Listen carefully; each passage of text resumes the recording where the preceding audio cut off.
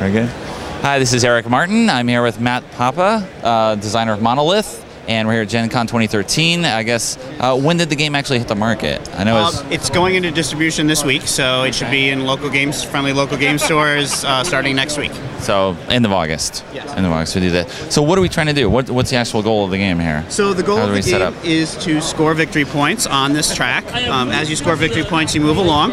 There's numbers on the track on some of the spaces. Those are tolls you have to pay with gems. So you're going to be earning gems to pay the tolls as you go along. And if you ever get to the victory point thing, the minute you land on that, you win the game immediately. Most games don't end that way, but it is possible. Most games at the end of 5 rounds, so there's little round cards to keep track.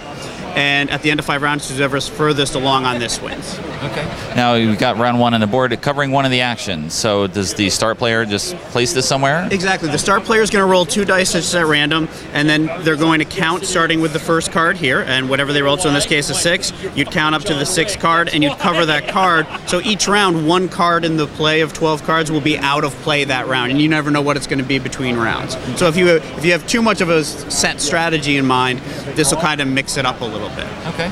And that's one of the keys to the game, is there's a lot of replayability in the game.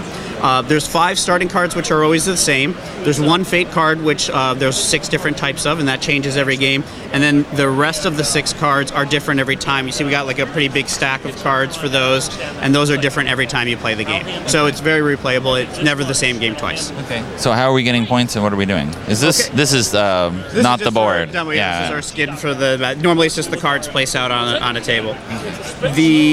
Each player rolls all their dice at the beginning of the round, and they lock them. Just say these are the dice we roll. And on your turn, you're going to play 1 die to the table in any of these sockets on any of the dice. Okay. So some of them have specific numbers, which means you have to have rolled that. So your worker can't go there unless they've actually rolled that. Right. And some say any, and you can put anything there. So if I wanted to play this die here, I can. That's fine. That's my turn for now, and then you would go. We'd alternate going back and forth until we placed all of our dice onto the board. Then we resolve it starting with the first card, and that's kind of where a lot of the strategy comes into the game. It's a sequential resolution of the board, and all of the resources are finite. So let's say all of the gems had been taken out, and you have a bunch and I have a bunch, and I go to earn a gem here, there's no more gems left in the pool, I don't get that gem that turn. So you really have to track what other players are doing, and the timing of it becomes really important. Okay. Obviously, you pick up more dice, I see on the side. That always has to be something. Instead of having to hunt for workers, a lot of worker placement games, you have to do something to get more workers, and generally whoever does that best wins.